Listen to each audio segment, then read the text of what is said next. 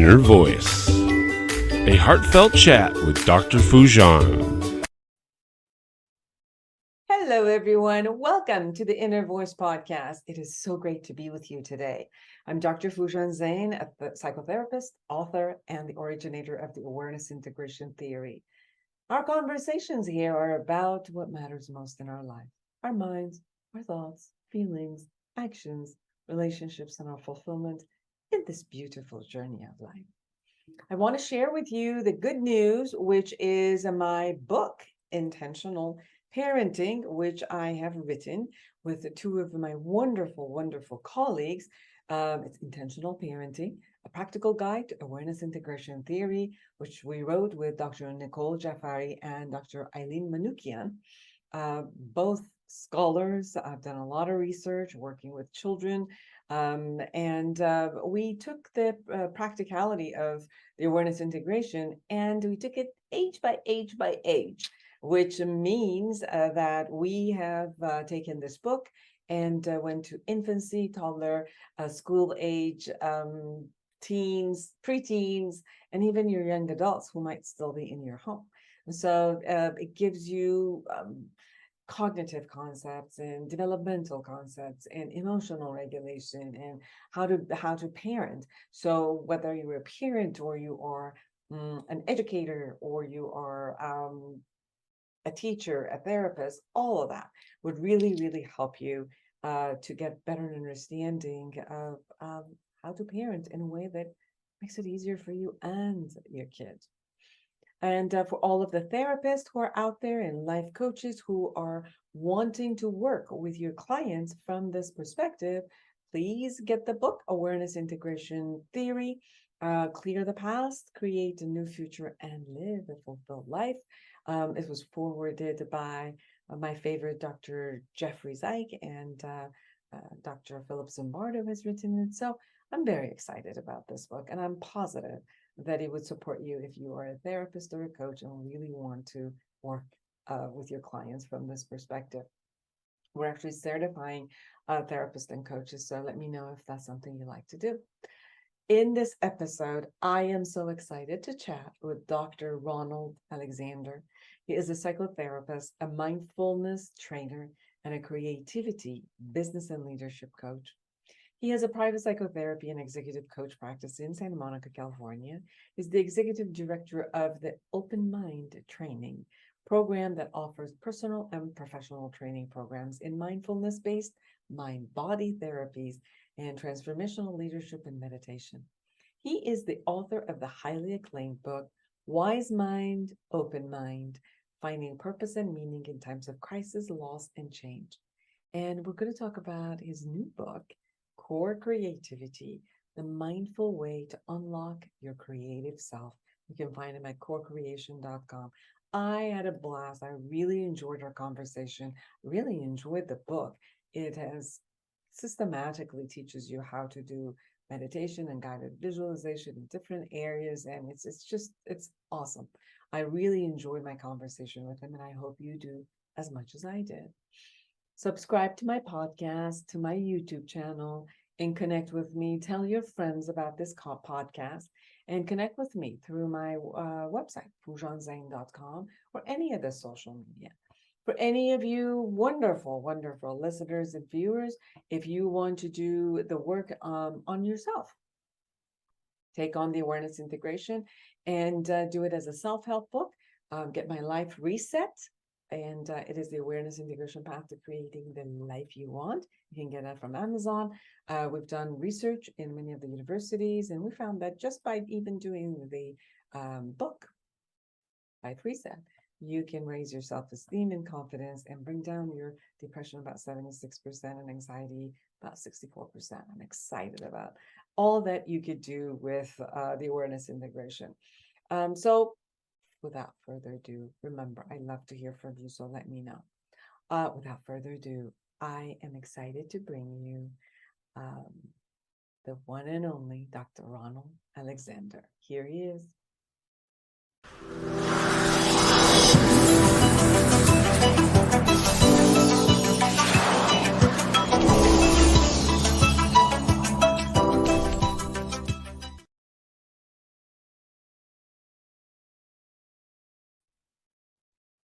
Dr. Ronald Alexander, welcome to the show. Oh, thank you. Pleasure to be here.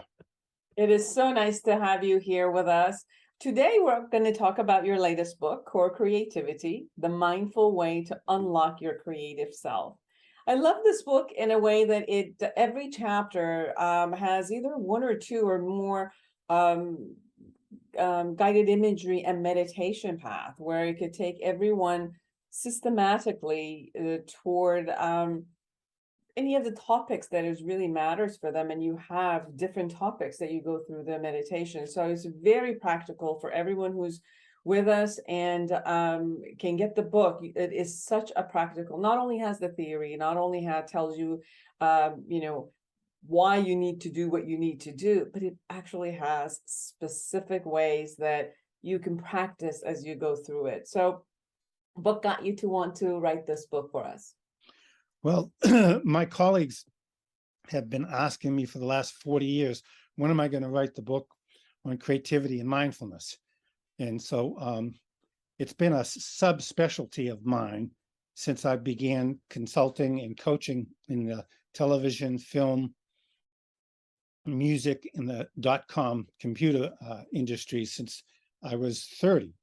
And so that's like 30s, 40s, 50s, four decades. It's been in the making. Beautiful. So you talk about core creativity. Can we first talk about what do you mean by core creativity? How is that different than regular creativity? Well, core creativity is when you step out of your lane. You think differently. You begin to image and connect to the intuitive self. And in core creativity, there are three ways for downloading. One is you download from the top down, meaning the collective or the universal consciousness. And throughout history, musicians, philosophers, poets, great writers, thinkers, oftentimes talk about being opened to a portal of creativity where, for example, Mozart and Beethoven. A little later, I can talk about how Paul McCartney downloaded the song, his masterpiece, Yesterday. But just take Beethoven and Mozart, is they experienced the symphonies in their entirety as if it was being downloaded. Oftentimes they would say from the divine or from the ecstatic or celestial music itself. So there's the download of core creativity. And then another avenue or portal for experiencing core creativity is what I call the nurturing upload from the ground up. And many of the notables that I interviewed for the book often talked about the importance of immersing themselves in nature, taking the daily walk. And some of them would even walk with bare feet. Others would just get out into nature and feel that these new ideas, profound images, fine artists, painters I interviewed, talked about when they take a walk in nature, they start to feel the painting starting to come up from nature or from the ground itself. And then the third distinction of core creativity is what I called an inload. And that's when you go inside and you tap into what I call the user-friendly creative unconscious. And that's a part of our unconscious mind or our unconscious experience where information, data, designs, and imagery, it comes and it unfolds mainly from both the gut and from the heart center or the heart chakra, for those who are familiar with the yogic systems. So the inload is it comes literally from a sensory felt experience. Many great painters like Mark Rothko, Jackson Pollock, John Basquiat, they often talked about that they would experience the painting in their somatic sense of self first, and then it would come forward. So that's how I define core creativity. And the major distinction between regular creativity is just it's the breakthrough to a new idea, like the big idea, or a new way of writing or composing music or invention. Take, for example, how did we come from the creative perspective to develop the iPhone, the first smartphone? Well, Steve Jobs used to get on his plane with his family and take 6 or 7 what he called lousy, crappy portable CD players, because he loved to listen to music on the flight from San Francisco over to Kyoto. And he was always throwing them on the ground in the plane, ripping them apart, because they never quite worked with any sophistication. And on one trip, he looks in the palm of his hand and he goes, what would it be like to invent a device that I could hold in the palm of my hand and it would have my entire record, CD, and tape collection on? And that, when he got together with the inventor, Jonathan Ive at Apple, the British guy, came the first iPod. And from the first iPod, which he took out of his little front pocket and said, just one more thing, it held 1,000 downloadable songs. And that began to be the first predecessor to what came to be the iPhone, which was this extraordinary core creative device that included not only music, but it included surfing the internet, being able to do your email, being able to interact with apps, and on and on and on. So the core creative approach helps people to get beyond their normal, ordinary, conscious mind and to suspend that and to drop into those, receiving those downloads, those uploads, or the intuitive inload. You say in your book, creativity involves reassembling what already exists, putting together ideas that haven't been combined before. It also involves perceiving differently instead of from a default perspective.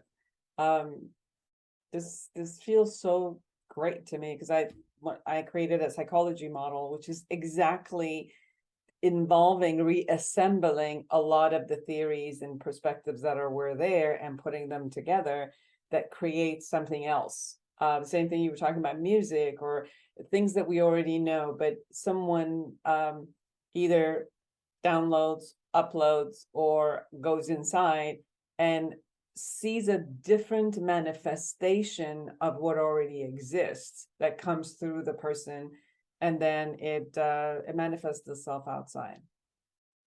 Yes. And the whole concept of taking sometimes what already exists and being creative to either reassemble it or reimagine and build onto what already exists.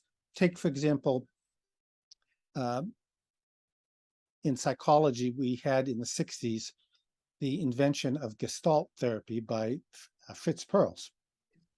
And Fritz Perls, he studied psychoanalysis. He was a medical doctor and had some time with Freud. And then he was very much interested in directing and acting. And so he studied with the great European director Stanislavski. And so then he goes to South Africa with his wife Laura, and they put their thinking caps on, and they decide, what would it be like to take everything that we know from psychoanalysis, but make it a here and now therapy? Instead of a therapy that's focused on people's past, we bring it into the moment.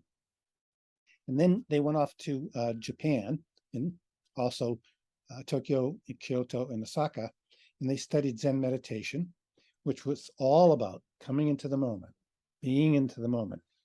Lose your mind and come into your sensations was one of the pillars of Gestalt therapy.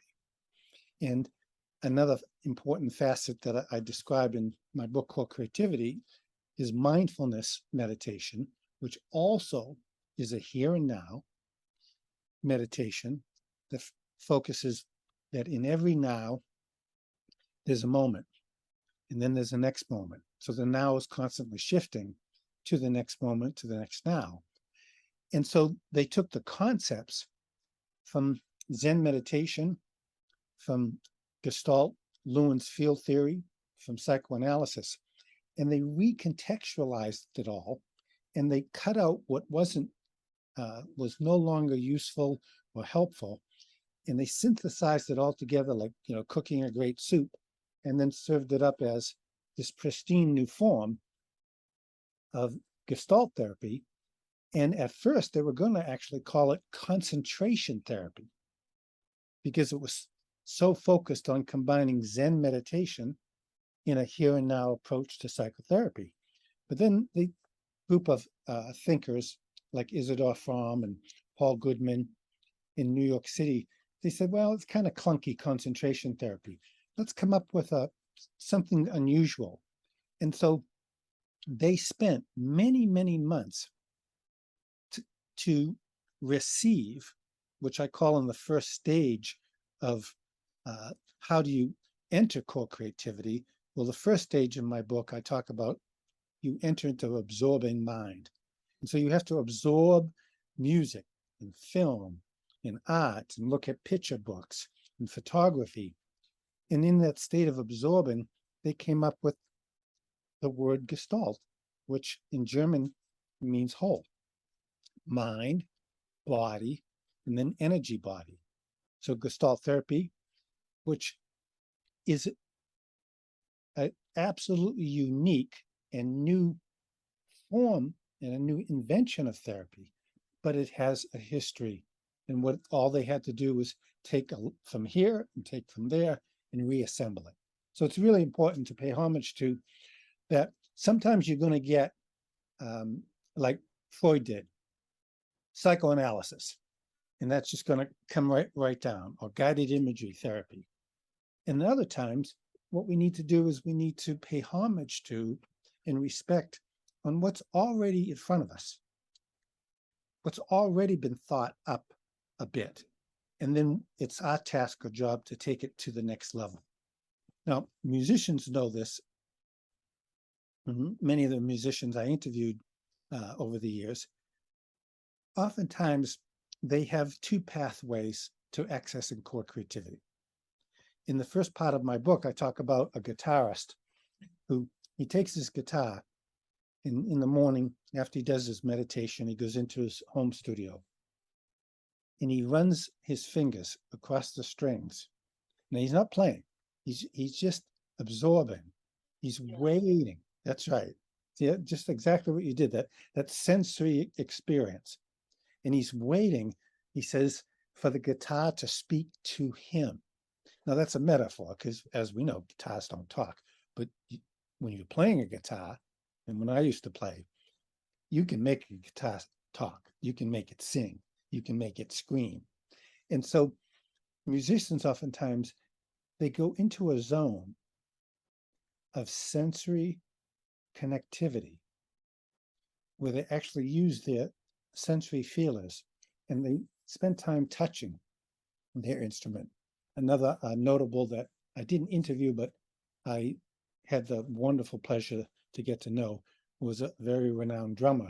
And he told me he runs his fingers across the skins of his drums and he awaits them to tell him what to write or how to play. And that's just such a beautiful, wonderful metaphor for the need to come out of your mind and to come into your sensations with an instrument. Now, the second portal, though, of core creativity, that's the portal of the gifted.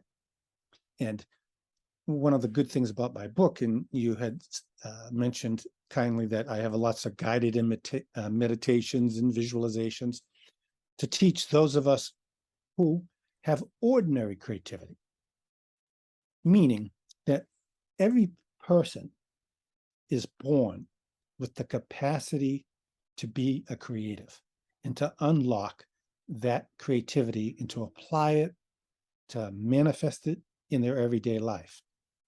Then there's a whole class, as we know, of very blessed. And many of the creatives that I interviewed would oftentimes say to me, well, my creativity as a musician, yes, I've worked very hard. Let's not forget the 250,000 hours that I've worked at my guitar or at the keyboards. But I was blessed.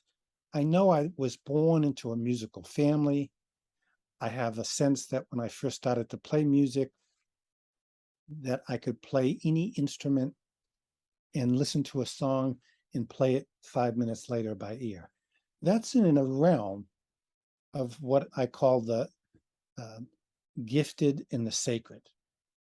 And that's, of course, a portal that we should all aspire towards, but we shouldn't put ourselves down or get discouraged if, like Paul McCartney. Yeah, we can't expect it. If it's there, it's beautiful. And if not, we could, what you also say in your book is that there are habits that we could create, that rituals that we could create in order to tap into any of these three forms. But if it was one of those genius ways or innate ways that it was there, what a beauty. Yeah, Bob Dylan was quoted in 1988, meeting up for an afternoon with Paul McCartney.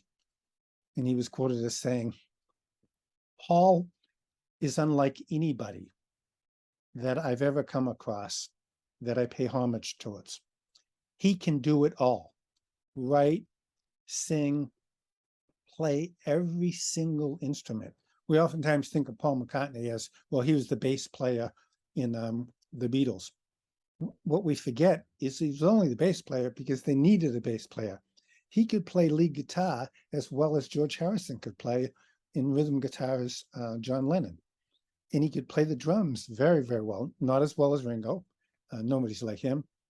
But those kind of cats, they live in a domain of what's called the sacred when it comes to creativity. There's clearly a gift.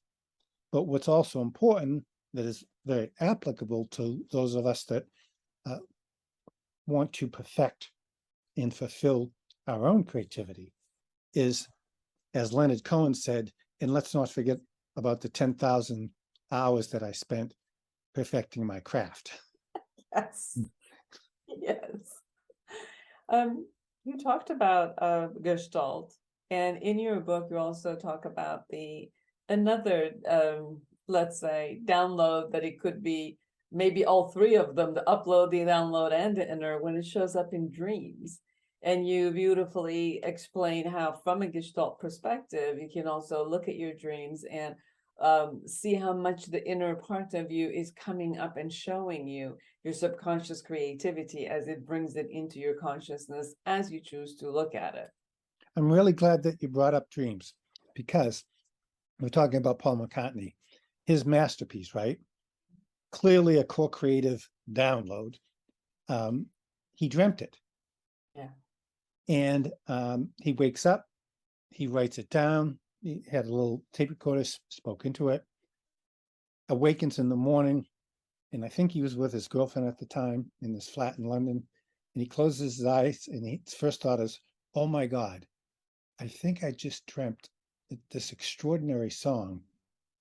What was it? And he gets up and he realizes that, because he had a habit of keeping a tape recorder and also a writing notebook by his bed. Well, dreams, Carl Jung and Sigmund Freud both said the royal road. Freud said it's the royal road to the unconscious. Carl Jung said it's the dream is the royal road to the collective and the universal unconscious, in addition to our own personal unconscious. And so, for example, when I was a young man studying in Amherst, Massachusetts, I was trying to make a decision. Do I go to an East Coast university for my advanced degrees, or do I go to a West Coast university? And so my therapist at the time, who he and I did a lot of dream work. He said, well, why don't you run? Why don't you dream about it this week? And I had this dream where I was sitting in a covered wagon, an old-fashioned covered wagon with horses. And there was another figure, which I think was symbolic of just my unconscious, sitting shotgun. And I was crossing up over the Rocky Mountains. And when you come through the Donna Pass, you can see the San Francisco Bay Area. And I saw the Golden Gate Bridge. And so I woke up and I wrote it down. And my association was, "Go west, young man," which was an old Western saying at the time of the gold rush. And the Golden Gate Bridge in the dream was, there's going to be gold for you if you go west. So I packed up my little Volkswagen and went off to California, and have had a very thorough, thriving and very fulfilling and creative field that came from my being in the West. So listening to what we dream about nightly is important. I remember talking to my husband about some of the projects that he had. And one night he woke up around 3 o'clock in the morning, like jolting and sitting on bed. And in the dream, all of the patent had shown up in the software that he was going to make. And it was like, he woke up and he ran into his office going and starting to write everything. So in the morning, as I'm like, what happened to you? He said, by golly, I got it. And he patented, and it was beautiful. He got an award for that patent. And I remember part of the essence of the model that I created also was I was in a cruise, and I was just laying down and ordering a drink, and this the person who was serving me turned around and left, and all of these emotions showed up, and I was like flabbergasted about these emotions. Okay, you're okay. Good. All of these emotions showed up, and I was with it, and kind of like going internally, sensing and going, and then I kind of fell asleep beside the pool, and I woke up with this concept of how to go back to where we made a decision about these things and internally, and how to go from taking some of the psychological models and the trauma models and going and finding it to dismantle those core beliefs. So it's very fascinating that how there's a combination of the consciousness, the subconscious, and the collective consciousness, and the portals that we could find ourselves connecting to them in order to bring these types of innovations, creativity, and reassembling, as your word is, all of it together, and then manifesting it and bringing it out. Yes, in both your work with open to the poles of advancing trauma, and your husband, his being able to download the software and the program, those are classic examples of modern day, the use of core creativity. And then historically, for example, when I was researching other famous notables, the writer Robert Louis Stevenson, he used to dream entire chapters in whatever he was writing at night. In both Henry Miller, Ananias Nin, and Ernest Hemingway, they always said that they had to eventually go to bed at night because they knew that their dreams were going to be giving them guidance in what they were going to be writing the following day.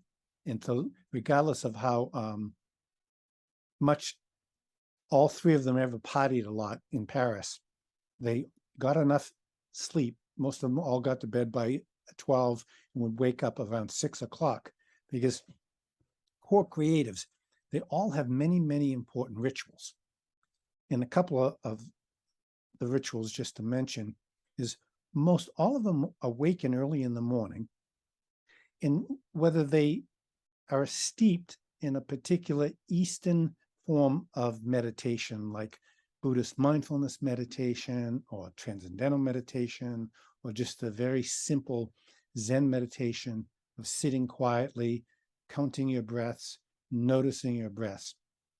Almost all the creatives that I interviewed, and many of the ones that I've read through in history, they got up very early in the morning, usually 5 or 6. And the second ritual they had is they would sit down with a good cup of coffee or tea. And then after they had their coffee and tea, they would take time to partake in some form of contemplative quietude. And again, some actually formalized it as formal meditation, where other creatives, they talk about it as spending time awaiting the download without even efforting, like without even the structure of a specialized form of meditation. But they all had in common that quiet period early in the morning, and some had it late at night, because you have to make space that not all the creatives are early morning risers. In the history of the Rolling Stones, famous rock group from England, they used to, for many decades, go in and record from 12 at night until 8 in the morning. And why is that? Well, for them, as a group, there was something about that in the night, which is a representation of the shadow, that they were able to become intimately connected, to listen to that muse and to receive the inload and the download. And so sometimes people's biorhythmic patterns for arising early or not, or staying up really late because you have the night owls, the larks are those of us that like to go to sleep early and wake up early. And the owls, it's completely opposite. The owls actually feed on this concept of no light. There's something about pulling from the darkness that brings alive their portal of the core creative download. Yes. You also talk about how to activate witnessing self. And when you witness self, you become less emotionally reactive and then more open to obviously new experiences, because you're not caught into this web of going back and forth and getting caught. So it seems like then your venues are open in order to experience new experiences. Yeah, very, very important term, and a very important function for all of us who are very interested in receiving either the download, the inload, or the upload. And the witnessing self comes from the Buddhist schools of mindfulness meditation, where through direct and intensified focus of awareness on an object, either something like a candle or looking out at the blue sky or a tree, or an inward focused sense of awareness on your third eye, tip of the nose, or the heart center. And sometimes some people like to focus on their navel because the Dan Tian in Chinese, it means the power center. And sometimes people receive an inload from their gut. There's something about listening to your gut. And so the observing witness comes from the part of our mind that we train to, like when we're watching a play, we're sitting in the audience and we're a witness to the play. The witnessing awareness is that part of the mind that we can cultivate that begins to witness ourselves sitting in the movie or sitting in the theater, watching the play up on screen. And there's oftentimes this creative dialogue that takes place. Me being an Irishman and from Boston, the Celtics used to play in a place called the Boston Garden. And they used to joke that the reason why the Celtics would win so often and they would get so many Hail Mary jump shots from the corner was that there was an imaginary leprechaun. There was a leprechaun sitting on the basket, bringing the ball in. It's a nice fable, and it's worked for decades and decades. But the leprechaun is an archetype in Jungian psychology for the witnessing awareness. It's that little guy or girl that's sitting there saying to you, okay, yeah, take that shot. Okay, go run with that idea. Or sometimes the little leprechaun witnessing awareness says, slow down, Ron. You're going too fast here.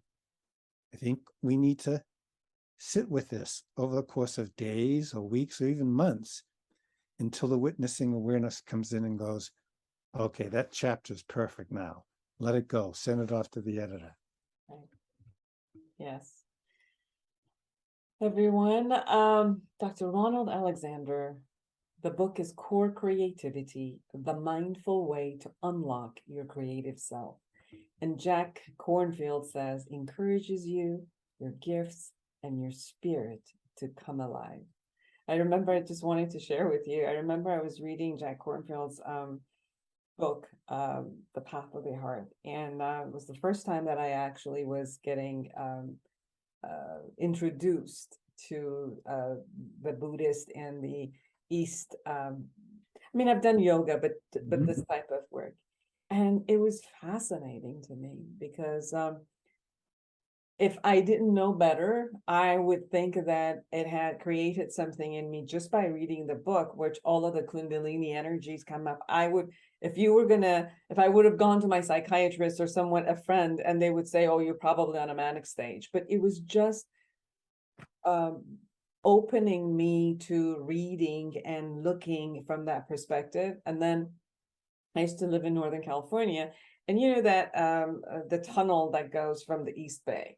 Yes. And I was going to a workshop, actually, a meditation workshop. And then as I was driving, suddenly there was an accident in front of me, and I was driving like 80 in the morning.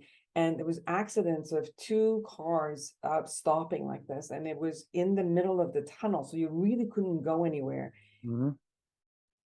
Dr. Alexander, it was the first time in my life that I had experienced this consciousness, this awareness that I knew exactly. And if you would have told me this, I wouldn't have believed it before. But it was this awareness of exactly how much to push on the pedals of the gas or the brake, the person behind me wouldn't hit me, and I wouldn't hit the person in front of me.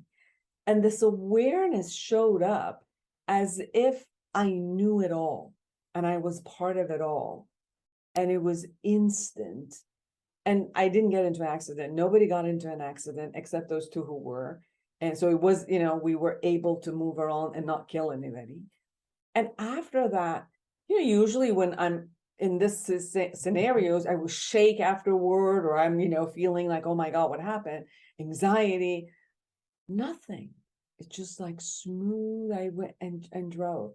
And I told my therapist at that point that gave me that book, I'm like, I cannot believe that just reading the book and going through these exercises, and not even telling you that I meditated every day, but even that was so powerful. So when you talk about how to bring yourself into this present moment, it really is effective. It really is amazing. Sometimes it's bringing your own creativity, but sometimes, like you were sharing, it opens you up into a whole different layers that you would have never imagined you have access to. Yes, and your story is a fantastic example of you opening to a portal of synchronicity where you were receiving from another domain very important information that went into your feet, your nervous system, through your unconscious. Perhaps your unconscious was connected to the divine, or some people like to call it the source or the force. And you tapped right into it at a moment where most people would freak out. And because they freaked out, then the situation would get worse. But you didn't. You see, what you did is you probably took a big breath and you went right into that zone. And in that zone, I call in my book, it's the zone of creative flow. You were in a flow state. Now, of course, it was in an emergency for yourself, but famous athletes like Larry Bird, Magic Johnson, they describe Michael Jordan going right into that state that you went into. When there's 9 seconds left on the clock in the championship, they're in game 7, and there's only one shot left to take.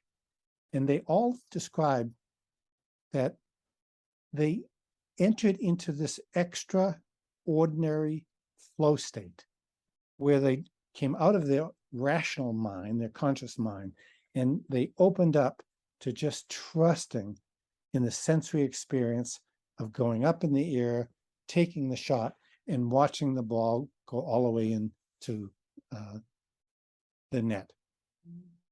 And that comes from someone like yourself being spiritually evolved and aware enough so that your higher self, your inner self, it had a creative choice in that moment, and you took it immediately because you're in touch with that user-friendly, creative unconscious.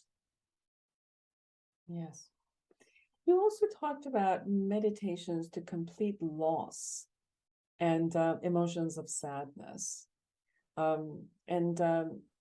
That is so important because I do think that many times when people begin to go in, I usually say it's like an oil well, which the garbage first comes out and then you hit the oil. Mhm. It's a lot of times at the beginning, it's this comfort about the minute that you look inside, all of these things that are waiting to be cleared are showing themselves up to you. And it's like, clear me until you hit the oil, you hit the gold. Can you share a little bit about what you share in your book about completing with loss and emotions of sadness? Yes. In one of my many trips to India, I asked to visit a white lotus garden. And I was absolutely shocked and stunned that the most beautiful flower in India, it grows in a mud pond. And at night, it closes up and goes to sleep. And then in the morning, it wakes up and it opens. So, there's the piece about dreams and being in touch in the mud, of course. The mud is our pain, it's our suffering. And historically, so many of the creatives I studied all had extraordinary losses worked into their life experience. What makes the difference between going through loss and then being able to be creative is a person recognizing that the depth of the wound has a core, fertile, enormous amount of creativity resides inside every loss that we undergo. And so that it is really important not to try to get over your loss or get through your loss or get beyond your loss. It's important to utilize your loss. There's a story in Zen. There's 2 gardeners living in a village. And one gardener number 1, he builds a fence between his farm and his next door neighbor's farm.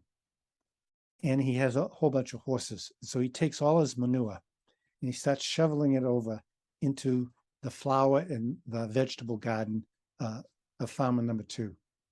And to his surprise and delight, the farmer number 2 never says anything to him about him dumping all of his horse manure into his garden. A year goes by, and he sees that his plants in his garden, they're all really kind of small, little tomatoes, little cucumbers, little squashes, etc. And flowers are not all that rich. He climbs up, looks over the fence, and he sees these gigantic pumpkins and squashes and watermelons and corn stalks. And he realizes gardener number 2 has taken all of the fertilizer that gardener number 1 thinks is just get rid of it, throw it away, which is loss. And he utilizes it to make the richest garden in the village. So it's so important and essential that when you undergo a loss, I tell all of my patients in psychotherapy is there's always a silver lining in one's loss. there are many aphorisms to use, like if the divine mixes you a whole bunch of lemons or leaves you a whole bunch of lemons, mix them together, make lemonade. When the divine closes one window, she opens another. Pain and suffering, when it comes to the creative process, it's difficult to create, and this is from my interviews.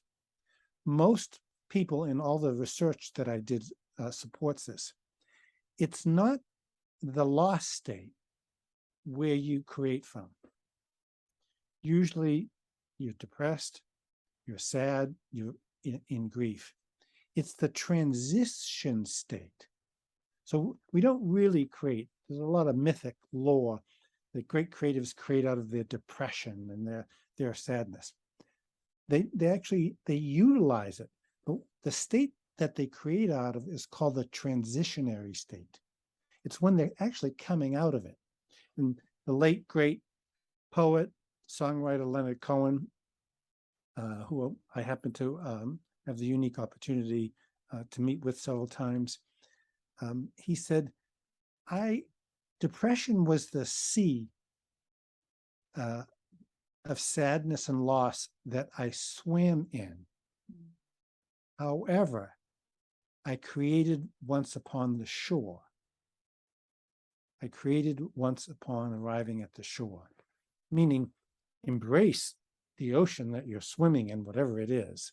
And we all do swim in a lot of pain and loss, but look for the transition state. Know the transition state is coming. No matter how bad one's pain and suffering is, it always shifts.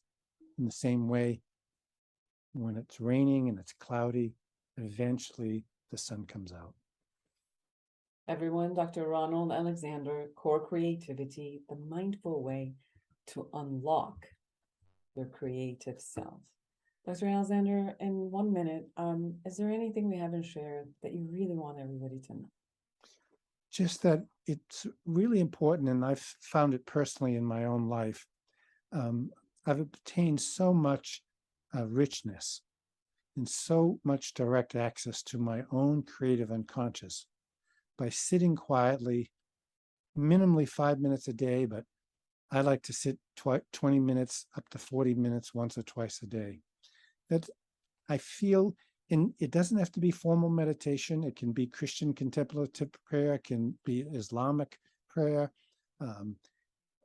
Is to take time to mine into the richness of that sacred, quiet time each and every day, and to create and go forth from that.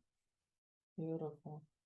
Everyone go to corecreativity.com to not only get the book, but they can also get the book in Amazon, right? Yeah. Amazon. You can get hardcover or Kindle. Wonderful. Thank you so much for spending Thank you, Doctor. with me. Thank you, Doctor. It was a pleasure. And for everyone who's out there, create an amazing life for yourself and everyone around you. And until next week, bye-bye.